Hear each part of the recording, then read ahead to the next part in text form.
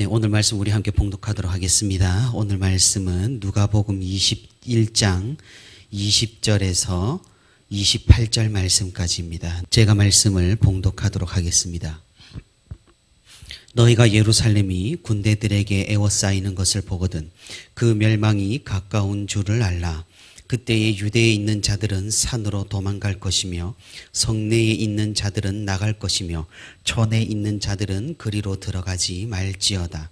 이 날들은 기록된 모든 것을 이루는 징벌의 날이니라. 그날에는 아이 뵌 자들과 젖 먹이는 자들에게 화가 있으리니 이는 땅에 큰 환난과 이 백성에게 진노가 있겠음이로다. 그들이 칼날에 죽임을 당하며 모든 이방에 사로잡혀 가겠고 예루살렘은 이방인의 때가 차기까지 이방인들에게 밟히리라. 1월 성신에는 징조가 있겠고 땅에서는 민족들이 바다와 파도의 성난 소리로 인하여 혼란한 중에 곤고하리라. 사람들이 세상이 임할 일을 생각하고 무서워함으로 기절하리니 이는 하늘의 권능들이 흔들리겠음이라. 그때에 사람들이 인자가 구름을 타고 능력과 큰 영광으로 오는 것을 보리라. 이런 일이 되기를 시작하거든 일어나 머리를 들라 너희 속량이 가까웠느니라 하시더라. 아멘. 오늘도 주님과 함께 동행하기 위해 이렇게 새벽기도의 자리에 나온 우리 모든 성도 여러분 진심으로 환영하고 또 축복합니다. 오늘 말씀을 듣는 가운데 또 하나님께 우리의 아랠 것을 아뢰는 가운데 하나님의 크신 능력과 위로가 있는 그런 시간이 되기를 주님의 이름으로 축복합니다. 예수님께서는 어제와 계속해서 종말의 때에 대해서 말씀을 해 주시고 계십니다. 왜 이렇게 자세하게 말씀을 해 주시냐? 오늘 본문뿐만 아니라 누가복음 21장뿐만 아니라 1전에서도 예수님은 이런 종말의 때에 대해서 말씀을 해 주신 적이 있었습니다. 왜 이렇게 자세하게 또는 여러 번 말씀해 주시냐는 생각도 해봅니다만 아마도 그분의 인성으로 인한 높아심 때문인지 제자들에게 자신이 없는 상황과 그리고 자신이 없는 그 상황에서 일어날 일들에 대해서 자세히 알려주고 계십니다. 예수님의 이런 걱정 어린 교훈 때문이었을까요? 제자들 대다수는 이런 예수님의 교훈을 잘 기억하고 마음속에 잘 간직하였고 그 말씀을 나중에 잘 따랐으며 또 담대하게 그 길을 걸어갈 수가 있었습니다. 제자들이 살아있는 성경시대를 우리는 사도시대라고 부릅니다. 그리고 이 사도시대 이후 시대, 후대시대를 우리는 속사도시대라고 부릅니다. 다시 말해서 사도들의 제자들 시대죠. 그러니까 예수님의 제자인 사도 요한이 있으면 이 사도 요한이 활동했던 시대를 우리는 사도시대라고 부릅니다. 그리고 이 사도 요한의 제자 폴리갑이라는 사람이 있었습니다. 이 사도 요한이 죽고 나서 이 폴리갑 사도 요한의 제자가 활동하던 시대를 우리는 속사도 시대라고 부릅니다. 비록 예수님과 직접 대면을 하고 예수님을 가까이서 본 제자들이 살아있을 당대는 아니었지만 이 제자들의 제자들 속사도 시대에 굉장히 큰 환란이 예루살렘에 닥치게 됩니다. 일전에도 우리가 살펴봤었던 주후 70년경에 일어난 예루살렘이 로마에 의해서 완전히 파괴가 되고 점령을 당했던 그런 역사입니다. 속사도 시대의 성도들도 오늘 예수님의 말씀을 기억을 했을 것입니다. 이렇게 큰 환난과 역경이 자신들에게 닥쳐올 것을 미리 알았을 것입니다. 그래서 그들은 신앙으로 무장하여 그 환난 가운데에서도 믿음을 버리지 않았고 오히려 로마의 그런 숱한 박해와 핍박 가운데에서도 기독교는 더욱 융성하는 결과를 낳았던 것입니다. 지금 시대도 마찬가지입니다. 세계 곳곳에 교회를 대적하여 성도를 핍박하는 일들을 우리는 수없이 목격을 합니다. 예루살렘의 멸망과 같은 그런 환란이 있을지라도 우리 교회는 위험해 보이지만 그래도 괜찮다라는 사실입니다. 우리도 성도들도 괜찮다라는 사실입니다. 왜 그렇습니까? 이런 사건들은 주님께서 이미 말씀하신 것들이고 또한 우리에게는 주님의 재림이 있기 때문입니다. 오늘도 이 소망 가운데 믿음으로 살아가는 우리 모두가 되기를 바랍니다. 예수님께서는 먼저 20절부터 24절까지 예루살렘에 닥치는 큰 환난에 대해서 알려주십니다. 그리고 25절부터 28절까지는 이제 자신의 재림, 먼 미래에 정말로 이 세상의 종말에 대해서 알려주고 계십니다. 먼저 20절부터 24절까지는 미리 예루살렘에 있을 그 전쟁을 예수님께서는 미리 보시고 제자들에게 알려주신 것입니다. 주 70년경 로마 군대는 예수님의 말씀 그대로 이 예루살렘 성을 포위를 했습니다. 저항군이 애를 써봤지만 이 로마의 강력한 군사력 앞에 턱없이 부족했습니다. 결국 이 예루살렘은 로마에 의해서 점령을 당했고 수많은 이스라엘 백성들이 죽게 되었던 것입니다. 이 역사적인 비극에 대해서 유대 역사학자인 요세푸스는 이런 기록을 남겼습니다. 주 66년부터 이 유대 열심당원, 지금으로 말하면 급진적인 독립주의자들과 이 로마 정부가 충돌했다고 기록을 하고 있습니다. 이런 충돌로 인해서 이스라엘 사람들은 얼마 뒤에 이 로마의 무자비한 보복이 있을 것이라고 예상을 했다고 합니다. 그래서 일부 사람들은 이 예루살렘 성을 떠나서 요단강 건너편 산속의 마을인 펠라라는 마을로 피신하기도 했습니다.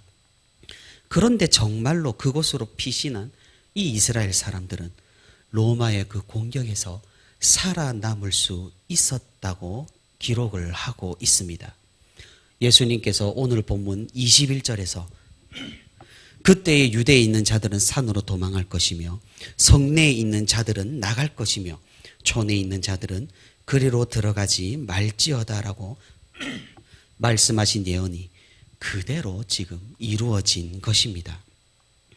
정확한 역사적인 기록은 남아있지 않겠지만 오늘 이 예수님의 예언에 귀를 기울였던 그리스도인들은 아마 목숨을 부지할 수 있었을 것입니다.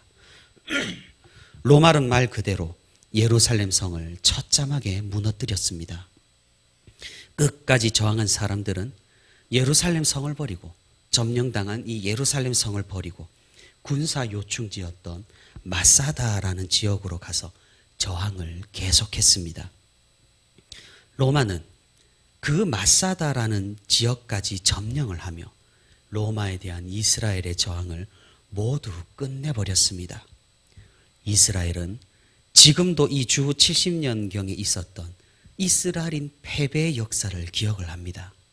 그래서 이스라엘 군인들은 훈련 중의 하나로 이 마사다를 방문하여서 그 저항 정신을 지금도 새기는 훈련을 한다고 합니다.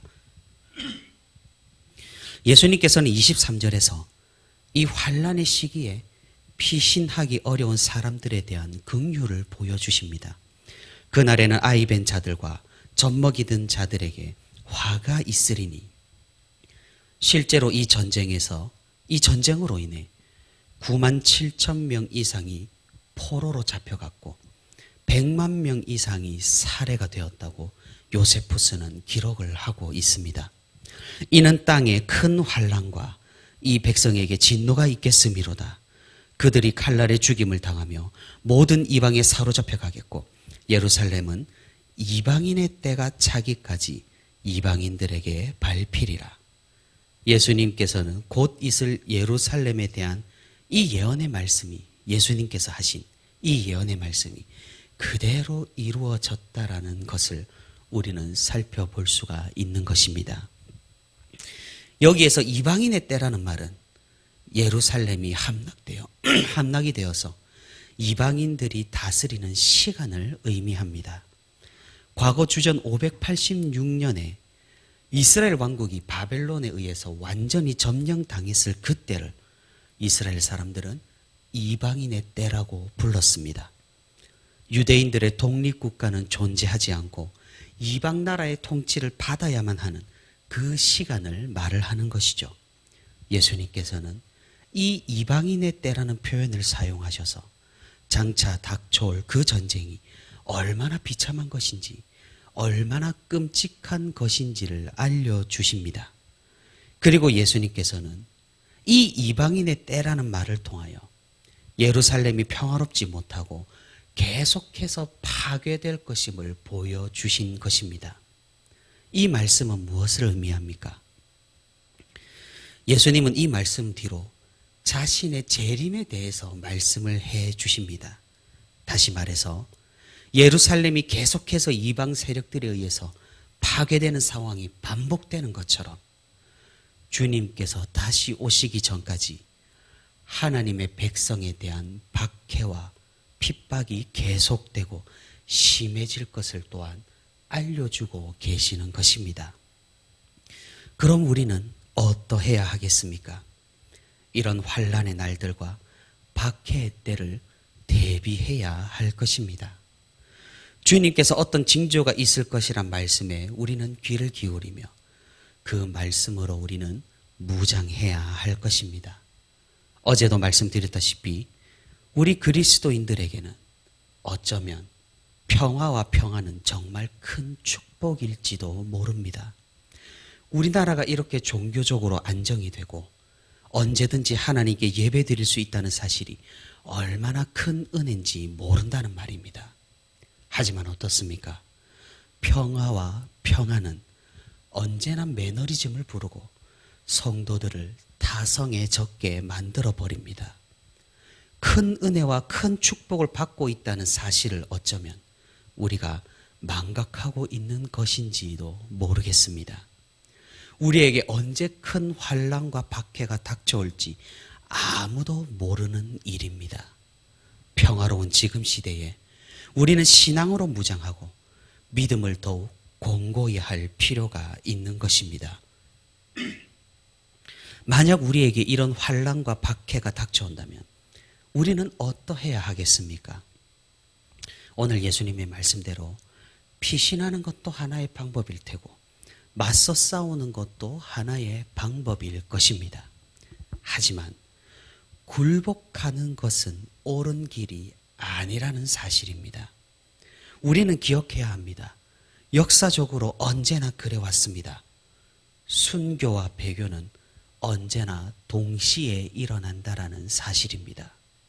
순교가 있는 곳에 배교가 있고 배교가 있는 곳에 순교가 있습니다. 우리가 신앙으로 무장하여서 환난의 때가 닥쳐오더라도 하나님을 끝까지 버리지 않는 그런 믿음의 성도가 되기를 바랍니다. 주님께서는 정말로 다시 오십니다.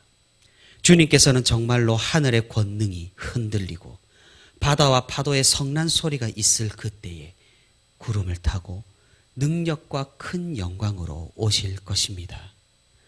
우리의 진정한 종말은 그때입니다. 환난의 시대도 박해의 시대도 종말은 아닙니다. 나 자신의 죽음도 끝이 아닙니다. 우리에게 진정한 종말은 주님께서 권능으로 이 땅에 다시 오시는 그날입니다. 우리 그리스도인들은 그날을 소망하며 살아가는 사람들입니다. 우리 모두가 그날을 기대하며 고대하며 주님께서 말씀하신 이런 일들이 일어날 때 머리를 들고 기뻐할 수 있기를 바랍니다. 왜냐하면 그날에 우리는 온전해지고 완전해지며 주님을 따르는 성도들은 영화롭게 되어 주님의 나라에 참여하게 될 것이기 때문입니다. 말씀을 맺도록 하겠습니다. 사랑하는 성도 여러분, 우리에게 종말이라는 것은 우울하거나 비관적이거나 염려와 걱정할 것이 아니라는 것이죠. 이런 부정적인 것들은 믿지 아니하는 사람들에게 속하는 것입니다. 우리 성도들에게 종말은 무엇입니까? 그것은 오히려 큰 기쁨입니다. 주님의 나라가 완성되는 그날, 고대하고 염원했던 하나님의 나라가 이 땅에 영원히 임하는 그날, 이 땅의 환난과 박해가 끝나며 하나님의 정의와 공의와 진정한 평화와 평안이 임하는 날이기 때문입니다. 우리 모두가 이 소망 가운데, 이 희망 가운데 하나님을 향한 믿음을 더욱 확고히 공고히 하며 오늘도 성도의 삶을 살아가는 저와 우리 부천시민교회 모든 성도가 되기를 소망합니다.